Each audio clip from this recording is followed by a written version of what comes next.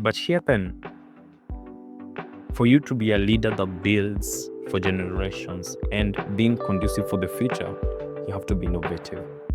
Not as innovation mean. You need to try new things and new trends that are happening in the field of leadership. The changes that we are experiencing every day on the rising of the high tide for need of digitalization, technology adoption, and knowledge affinity. So if your affinity for knowledge is low, you're not conducive for the future as a leader. And you have to keep on innovating so that you remain being conducive and relevant over time and over generations. Because if you're building for the time that you're in, if you're building for the generation that you're living in, you're not a leader. You're just making waves, you're making moves, and then you leave and go. But for you to be a leader, you need to go beyond you. For anyone who claims to be a leader, anyone who wants to wear the cap and the hat of a leader, they must be ready to live for something beyond them and to work for something bigger than them. And that is the future. A future that you're not assured whether you'll be there. But as far as you want to be into leadership, you must be ready to become innovative. Number 2 thing that makes you conducive for the future, you need to keep on iterating and learning. You see, with the current trend and the changes that are happening, especially in the human psychology, whereby most of us are embracing a philosophy that as far as I'm a leader, I have nothing to learn from my peers, I have nothing to learn from the people below me, and if at all I've got to learn, it must be someone who is way beyond where I am. That's a destructive mindset. Because if you have to become a leader conducive to the future, you have to keep on learning. Learn from people below you. Learn from the people that are ahead of you. Learn from the people that you are with where you are. You see, learning is not a linear kind of pursuit for you as a leader. It's something that you need to pursue exponentially through books, through classes, through lessons in life, through your own passage of life, through your own pains that you've had to go through again and again to build exactly what you're building. So if you are to become a leader, then you must be willing to learn and swallow the ego. Ego and leadership, they don't reside on the same block. So if you're living in a condo of ego, trust you me, leadership is not there. Because you ever choose ego or leadership. Remember what we spoke about our first point, that you need to be ready to be misunderstood, maligned, judged for you to be a great leader. So then, you have to keep on learning every day, especially from the people who hate you. You have a lot to learn from them. The people who feel that you're inadequate for your position, you have a lot of learning to do. Because sometimes people's expression of what they expect from you, people projections of what they feel that you will only amount to, they're just reflections of what they are within themselves. And every reflection of a person is a component of a feeling within them or a thought within them. So as a leader, you have to be proficient at knowing and learning and analyzing and making decisions based on every human behavior, every pattern that you realize, whether it's in your organization, whether it's in your team, whether it's in your church, whatever it is that you're doing, whatever it is that you're leading at, you need to take your time to analyze human behavior.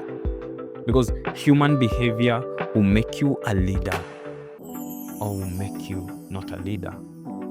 Because no man is a leader until he can understand the very things that people are not talking about. You see, as a leader, the biggest part of being a leader and the most challenging one that I find to be really critical for you is that you have to understand even the words that are not spoken. So people will come to you saying one thing, yet what they are trying to mean is another. And the problem is they usually do not know what they are trying to talk about. So if you don't keep on learning, if you don't keep on iterating, analyzing and understanding this data, you are never going to be conducive for the future as a leader. Number 3, very fast, because I can see my time is quite limited. When you want to be a leader and you're really pushing for it, you have to create the mental fortitude to go through pain. This could be an oxymoron, but trust you me, this is exactly how it is. So the very same person who seems to be a people person is usually lonely. Your journey and your path as a leader, whether you're leading 1 million people, whether you're leading 1 billion people, whether you're leading the entire universe, trust me that it's a lonely journey. And if you do not build the fortitude to stand on your track, to look back, reflect, and iterate and keep on moving no matter what is happening, regardless of the challenges surrounding you, you will never be a good leader. Leadership is loneliness. Remember the first point, people are going to misjudge you. And I told you, worry not about the people who try to judge you. Because the very people who judge you usually, the very people who look at you and call you inadequate, they're the very people doing nothing with their lives that is worth failing. So keep on going, keep going, keep going. Never take it personal. As a leader, nothing is personal. Whether the trolls, whether the hatred, whether the critics, nothing is personal for you as a leader. And most times, actually, close to every time, you realize that for you to navigate through leadership successfully, you have to keep quiet, even when you know that you need to speak. Especially when you feel that you need to speak to clear your name or to clear your reputation or to clear exactly what is going on within you or around you. As a leader, you will have to train your mind and your mouth to be quiet. Quietness is a leader's greatest asset because that is when you reveal your greatest strength. Not training you to be a toxic person, and I'm not telling you to embrace toxicity or to take in traits that are going to make you non-conducive for relationships. I'm saying that most of the times you'd better be quiet than start speaking as a leader. One, because someone who has conditioned their mind and has set up their mind, they have made up their mind to misunderstand you. There's nothing you're about to say that will ever change who they are. Nothing you can say that will ever change what they think about you. Number 2, there's really nothing, trust me, really nothing that you can say to someone who is committed to hating you that is going to make them like you. Nothing. Anyone who has made up their mind to view you in a certain way, there's nothing you can say to exonerate yourself. So what you do instead, you focus on the things that matter and the people that matter. You see, let us not try to paint the entire picture of a leader as someone who is fought by everyone. There are people who genuinely care for you. There are people who genuinely love you. There are people who genuinely want you to be their leader. And those are the people that you should keep on focusing on. Day in and day out, you should know that you're living for the very people who are benefiting from your service, from your gifting, and from your abilities. Because not everyone is going to be a beneficiary of what you're doing, no matter how much you try. Not everyone is going to be a beneficiary of what you're doing. So, dear leader, rise beyond the need to be accepted by everyone.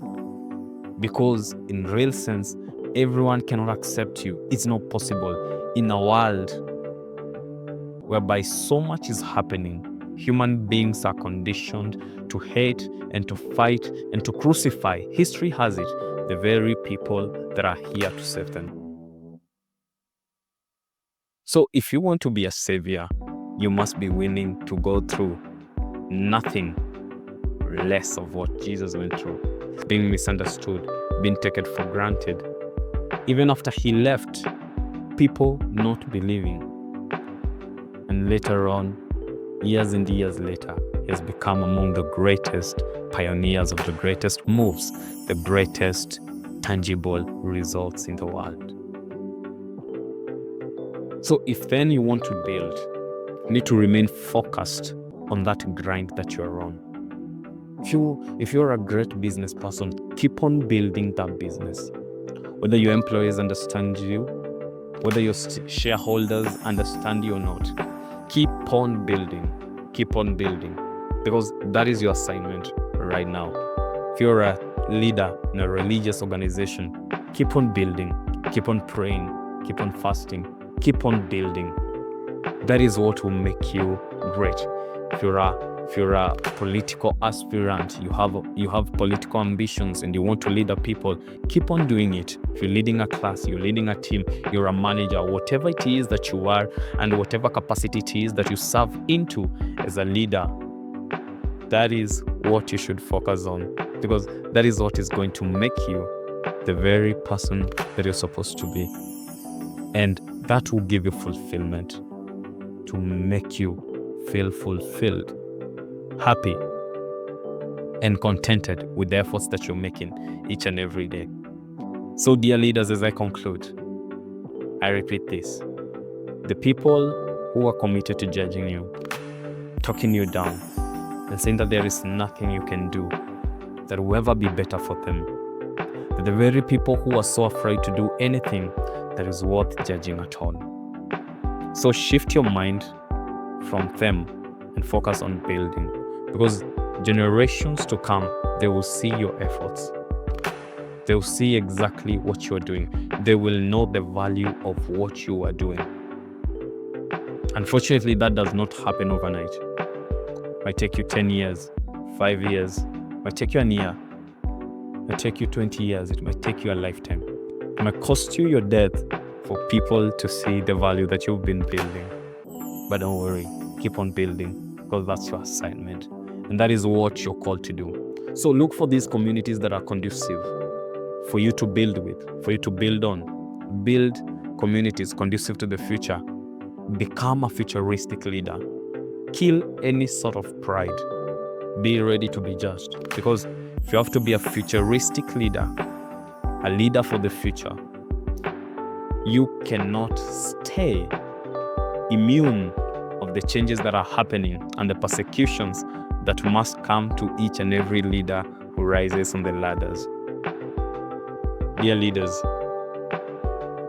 I want to wish you success in your journey. I want to wish you every sort and level of greatness as you're pushing.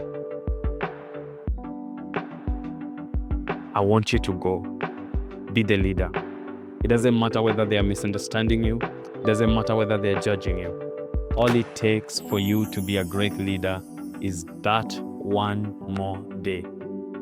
So as you leave this auditorium, the 70 of you, go out there and do it one more day.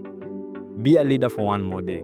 And when you do it for that one day and you wake up and you're feeling some feelings of inadequacy, that you're feeling that you're not enough, you're feeling you're not putting in enough efforts to be the very leader that you wanted to become, do it one more day yet again. And if at the end of that one day, things still don't look so good and green for you, do it one more day again. That is what a leader does. You wake up every day, you feel inadequate. You feel, come on, if some of the leaders you envy were to give you half of their life to destroy you, with all that comes with it, the stress, the loneliness, the efforts, the sacrifices, and the price that they have to pay on a daily basis to become the leaders they are today, it will destroy you completely. Sometimes things could be collapsing. As I'm speaking to you, my Great Testament, that in this season, things have been really crashing on me. And what I've been doing each and every day, I've been waking up and telling myself, one more day, Ben. Oh boy, let's do it one more day. Let's do it broken. Let's do it hurt. Let's do it unsure. Let's do it even if we are uncertain. Let's do it even if we'll be judged. Let's do it one more day. And that is what I want you to go home with. Dear leaders, one more day is all it takes for you to keep on going, right? Stop thinking about the future. Stop thinking about yesterday. Sometimes when things are really crashing on you as a leader, it's the one more day that counts. So wake up every day and live the moment. Do what you can do in that day and leave the fear of the future alone. If we had enough time, fortunately, I had exactly 15 minutes. We had more time to discuss. We would have discussed how much you need to live in the now as a leader. Because you need this more than anyone else. As you're leading a team, as you're leading a congregation, as you're leading a bigger and a massive congregation, you have to be ready to live in the now, because mostly the results that you're looking for as a leader, you're building for the future, and they are compounded results that cannot be noticed or seen today. So if you do not keep on moving, if you do not keep on pushing day in and day out, if you do not keep on going in the direction that you're supposed to be going in, simply means that at one particular point in your life, you're going to lose it. So you have to live a day at a time, with the understanding that whatever you're doing will pay off 1 year, 2 years, 3 years from now. Leaders, that was my time. Go and build communities, go and build businesses, go and build whatever you're building conducive to the future. Thank you.